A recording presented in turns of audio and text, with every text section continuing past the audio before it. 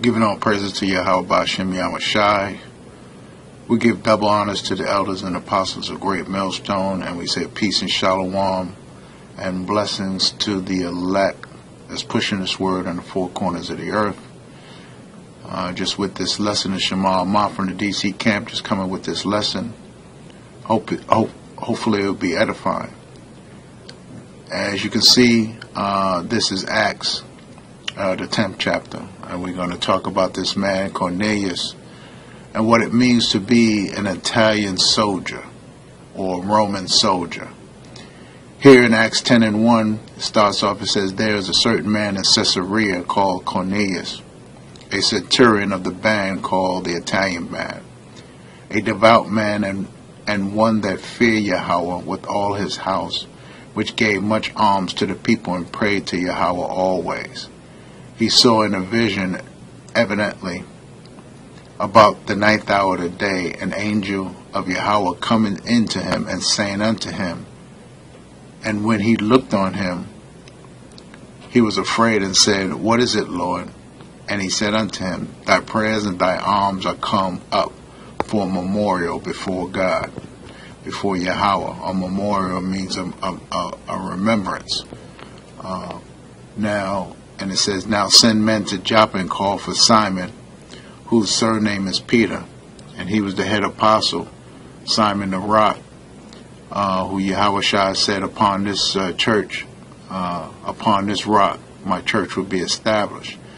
So as we see that Simon was called by Yahweh, by the angels, to send for Peter to get an understanding of what his prayers have been answered and what is his calling. So we go down to the 22nd chapter, 22nd verse, and it said, and they said, Cornelius the centurion, talking about his men, when he went to Peter, it says, and he said, Cornelius the centurion, a just man and one that feared Yahweh, and of good report among all the nations of the Jews, was warned from Yahweh by an holy angel, and to send for thee into his house, and hear words of thee. You see, it says, warned of Yahweh by the holy angel. Now we understand, we're reading in this book, that the warnings of Yahweh always was to his elect. It was always to the elect men of the nation of Israel. So, this is one proof that Cornelius was an elect of the nation of Israel. He was an Israelite. And we go on to further prove about the Italian band and about who Cornelius was, to prove that he was an Israelite, of what his capacity as a centurion was, and how was the Roman army made up. So we go to the Antiquities of the Jews. We go to the Antiquity of the Jews, book 8, and it says from the death of Judas Maccabees until the death of Queen Alexandra. This is chapter 2. And we're going to go to the 3rd paragraph, and this is a letter from King Demetrius to Jonathan, the high priest. And it says here, King Demetrius to Jonathan and to the nation of the Jews sendeth greetings, since you have preserved your friendship for us, and when you have been tempted by our enemies, you have not joined yourself to them. Jumping down, it says, I relinquish you for this time, and for all time to come.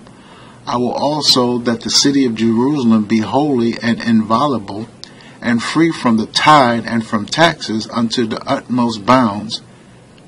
And I so far received from my title to the citadel, as to permit Jonathan your high priest to possess it, that he may place such a garrison in it as he approved for fidelity and goodwill to himself, that they may keep it for us.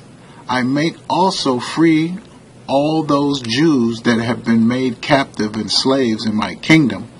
I also give order that the beasts of the Jews be not pressed for our service, and let their Sabbaths and all their festivals, and 3 days before each of them, be free from any imposition. And this is the point. In the same manner, I set free the Jews that are inhabitants of my kingdom, and order that no injury be done to them. I also leave to such of them as are willing to list themselves in my army, that they may do it, and those as far as 30,000, which Jewish soldiers, whithersoever they go, shall have the same pay that my own army have. And some of them I will place in my garrisons, and some as guards about my own body, and as rulers over those that are in my court.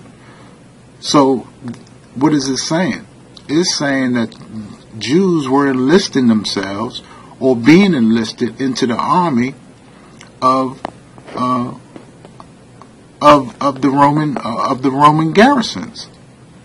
You can see here, receiving the same pay and having the same privileges as other soldiers.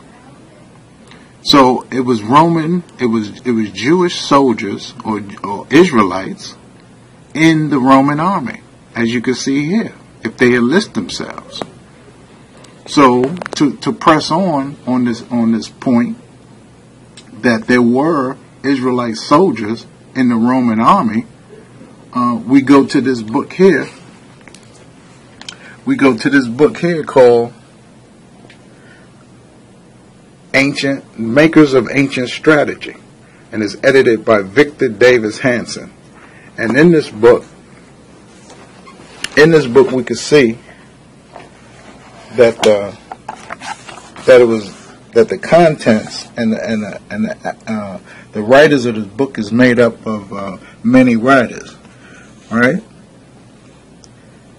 you got Tom Holland, Gagan, Berkeley, Hanson, Worthington, Lee. So we're going to go to page 172 and read from it. We're going to read from page 172, Salat 171, around the last paragraph, and we're going to continue on. It says, as with banditry, so with insurgency in general, the military factor is important to the question, but the army operated parallel to and to some extent within a wider set of social relationships.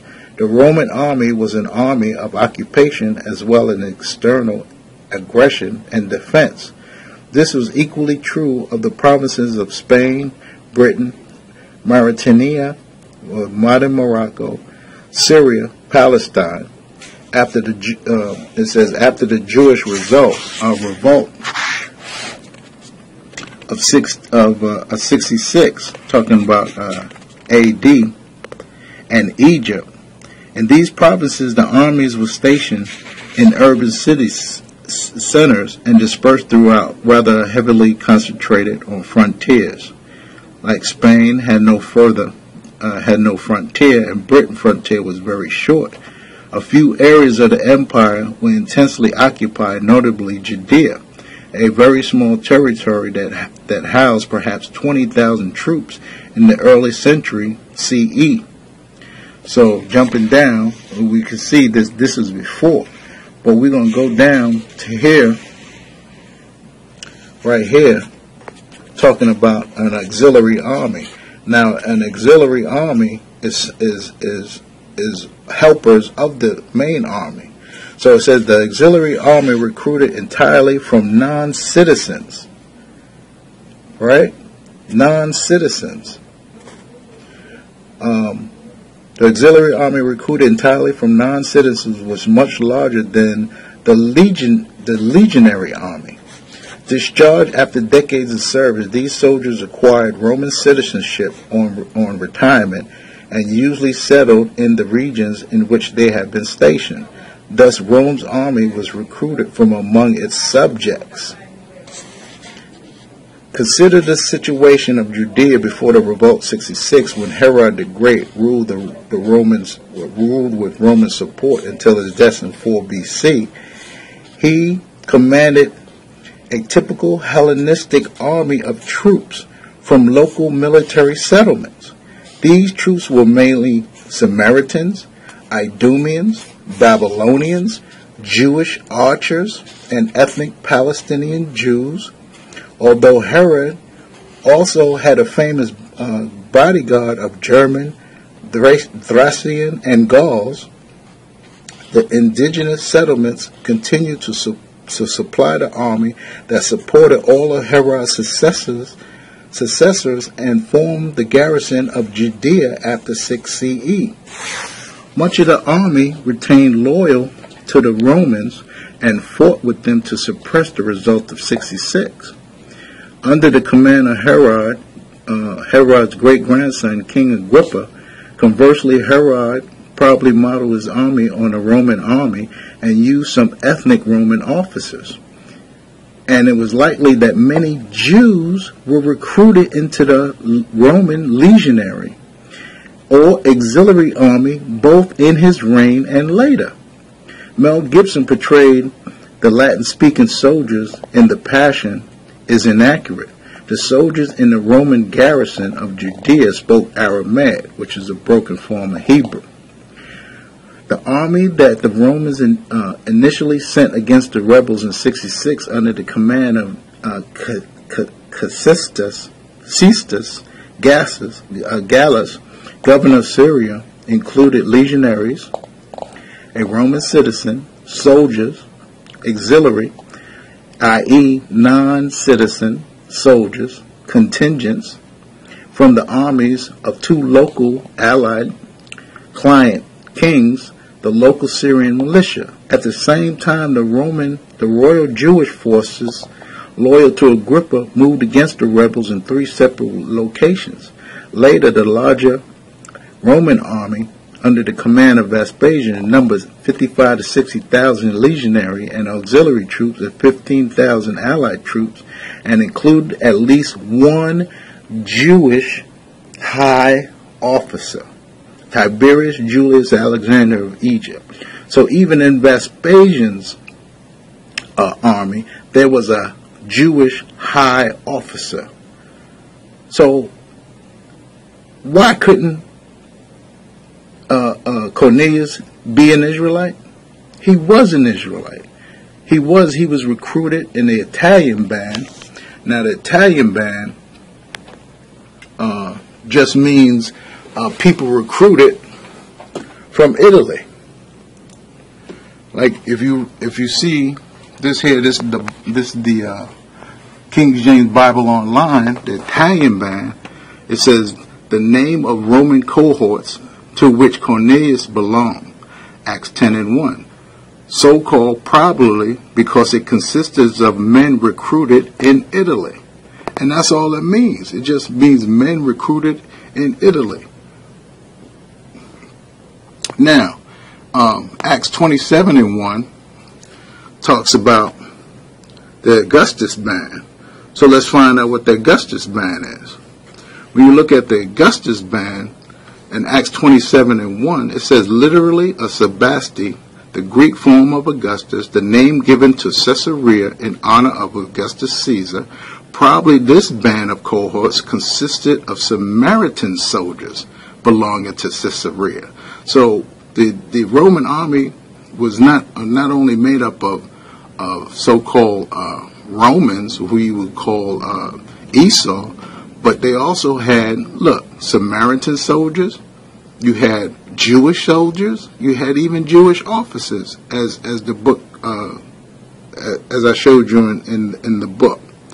So, we understand that because back in Acts, when it says here that Yahweh warned by sending the angel to Cornelius to hear the words of Peter, we understand, and we understand that when Cornelius heard these words and he fasted and he done these things and went to Peter to find out exactly what's going on, that it was evident that he was a man of the Lord, he was an elect, and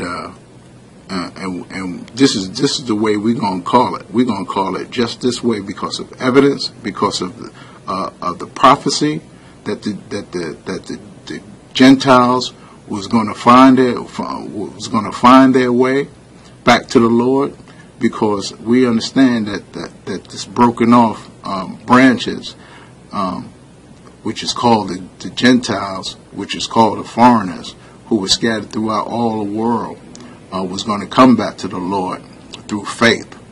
And with that, we just say, Call Halal Yahweh Shem Yahushai, double honors to the elders in Great Millstone. Peace and shalom to the elect. Hope this was edifying.